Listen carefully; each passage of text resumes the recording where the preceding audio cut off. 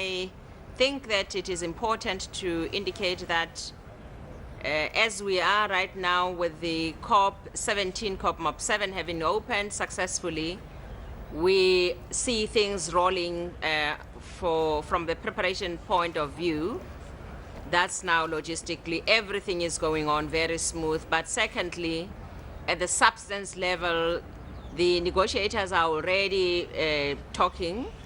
The rolling out of the discussions as well as the speeches, country representations have already been made.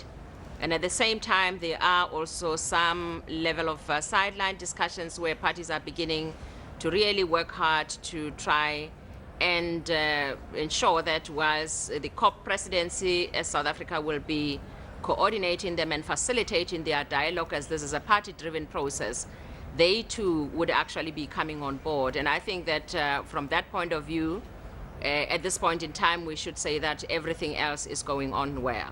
So things are running smoothly, which of course is good news for South Africa, as it's the first COP negotiations that we're hosting. Let's just look at the fossil award of the day. That's been given to Canada twice. That is awarded to the country that has done its best to block negotiations. Canada has been in the headline given the fact that it stated it is looking for urgent solutions, but with an eventual solution to the problem. It seems to be kind of a conundrum in terms of where Canada stands at this point in time. But what is your views on the obstinacy that we're seeing from Canada?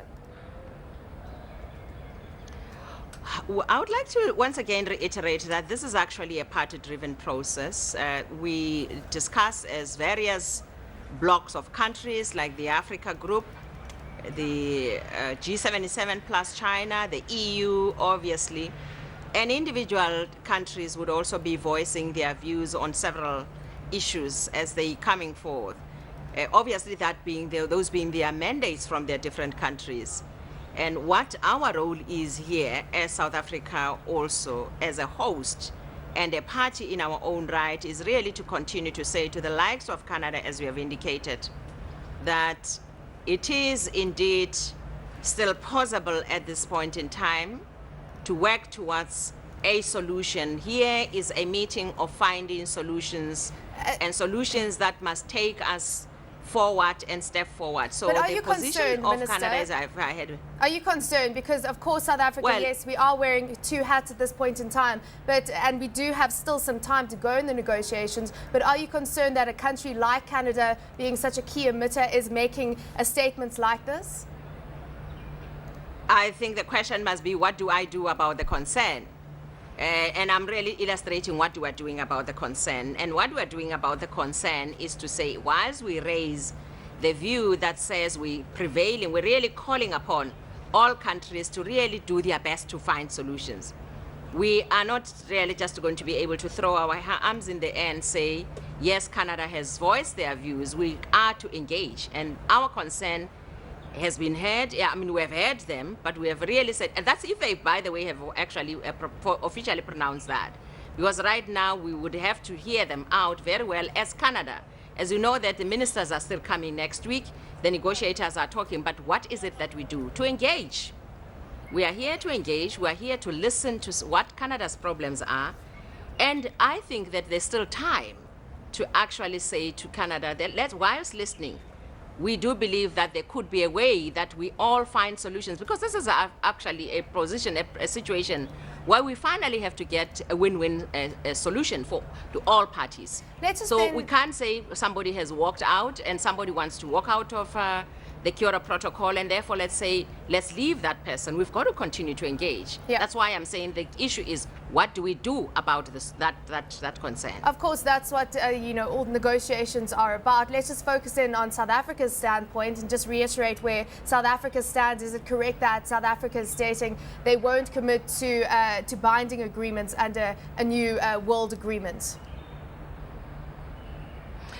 Well, remember South Africa's position, official one position, is actually that in a long term, not quite a long term from now,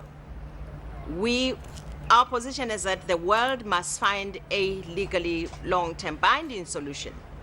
Legally binding solution. Whether we call it an outcome, whether we call it whatever, that form still has to be discussed by the parties and agreed to. But we are also aware, and very acutely aware, by the way, that that particular legally binding treaty outcome, or whatever we call it, cannot be concluded here in Durban. We therefore believe that in Durban there are issues that we can actually conclude, and they've been spelled out in our mandate as we're coming here to Durban, to the discussions in Durban.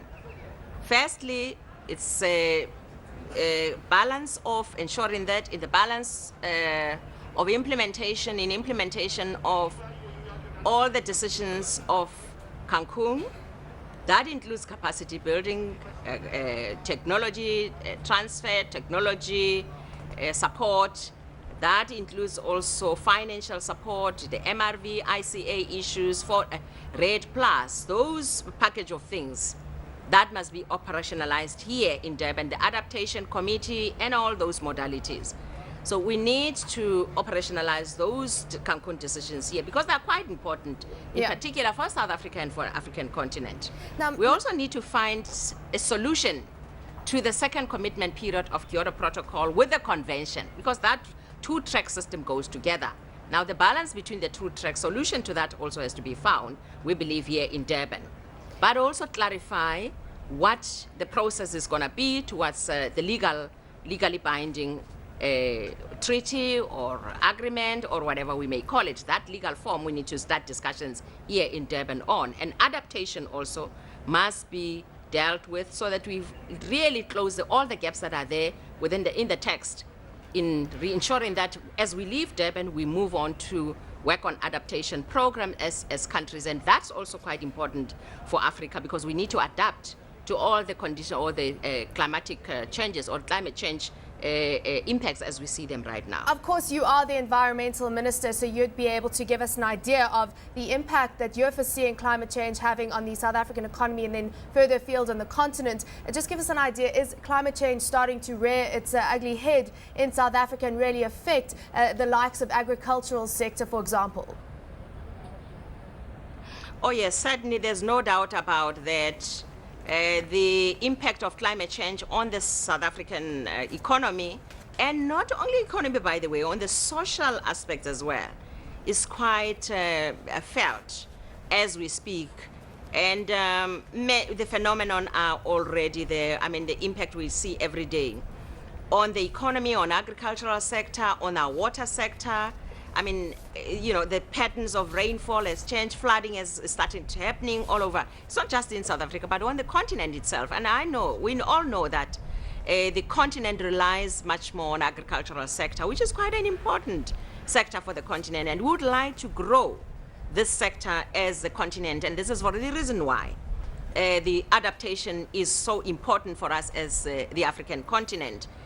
There's no doubt that the impacts are enormous, particularly on the poorest of the poor. And we say climate change affects majority of our people on the continent, those who are poor, who are not able to fend for themselves when flooding happens, who are not able to really find funds to get buy food for themselves when food prices rises, as and when we get challenges on food security and so forth. The list is endless. Yep. So these impacts, we say, cannot be going on and cannot really be left and this conference should find solutions to those challenges.